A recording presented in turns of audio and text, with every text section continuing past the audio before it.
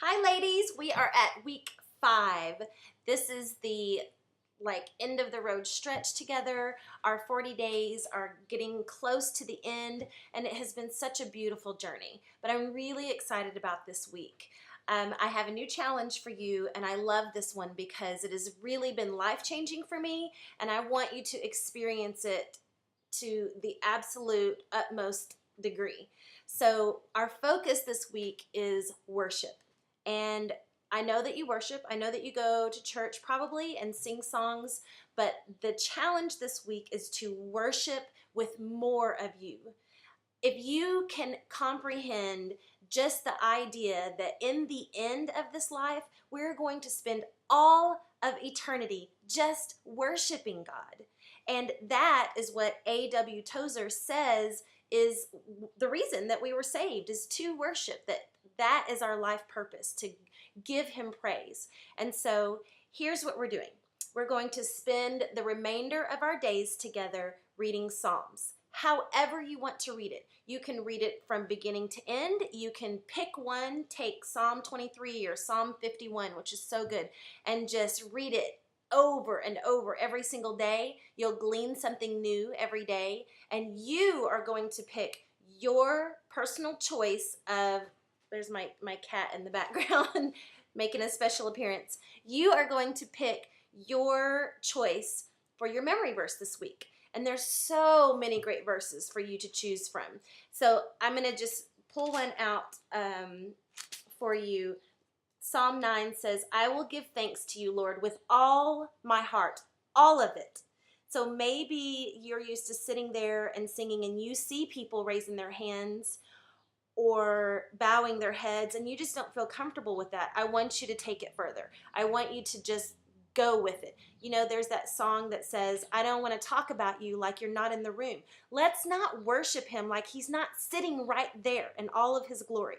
So in your quiet time on Sunday morning, that you would just get time every day, not just on Sunday morning, where you would sit and spend time worshiping him. The rest of Psalm 9, the beginning says, I will tell of all of your wonderful deeds. I will be glad and rejoice in you. I will sing the praise of your name most high. So here's a couple of ways that you can do this. You can sing. Write that down. Sing. Sometimes I will just literally be in the shower or driving and I'll just make up songs that pertain to that moment, like Lord save me, or God thank you that you love me, and I'll just put a tune to it and just say it. Sometimes I just sing Jesus, Jesus, Jesus over and over and over. And the thing about worship is, this is what I want you to get from this. The thing about worship is it kills all the crap. Some of you have things that you're holding on to. We all do. Some of us have gotten way deep in this journey, but there's a little bit left that we're not giving up. And in worship, as we cling to him, we're able to let go of everything else. We let go of sex or pride or selfishness or cigarettes or being drunk or just, telling lies or just selfishness, pride. I said all those things, but there's so many things. We grab a hold of these things, and yes, God can still bless you.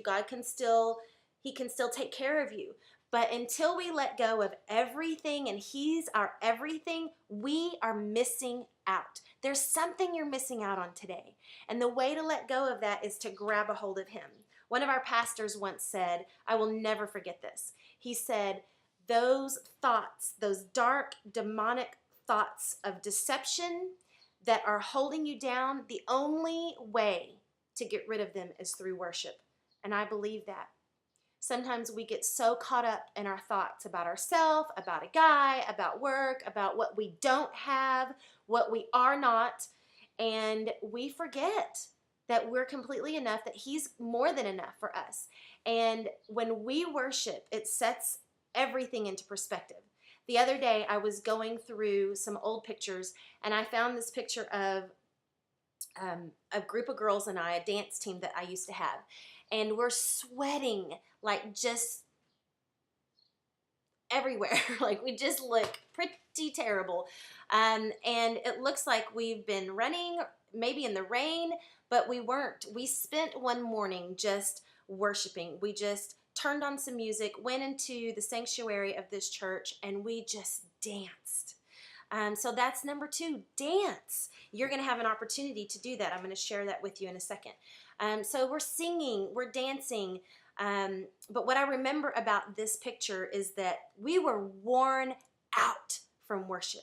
And I want you to get into that place. Sometime this week, I want you to be worn out from worship. If you've got to find a place where you can get alone and shut the lights off, or if you've got to go somewhere else, I don't care what it takes. I want you to worship with everything in you until you are completely worn out. And one opportunity you are going to have is this Monday evening. You are going to have the opportunity to step foot in our new studio before it opens. At 7 o'clock, we are meeting and we're going to worship together until we are worn out. It is going to be awesome. So put that on your calendar right now. So here's what you want to do. You want to dance. You want to sing. Maybe raise your hands. I don't know. Worship with a little bit more of you. That's your challenge. Worship until you're worn out. Number 2, pick a scripture in Psalms. That's your reading this week. So your memory verses in Psalms, and number 3, your reading for the rest of our time together is in Psalms. Jump around. There's no rules, just all over Psalms and anything else you want. And then lastly, meet me on the dance floor at 7 o'clock on Monday evening at Studio 7. And if you need information about that, the location, just message me. We're on Facebook. Instagram is Studio 7 OKC. And I cannot wait. It's going to be amazing. I'm really excited about this challenge. I really think this is where we're going to go way deeper. So Proverbs 31 is today. Don't forget about that. Never seeing that again the same way since our Wifey Week 2 challenge. What a great chapter. So dig in, and I'll see you soon.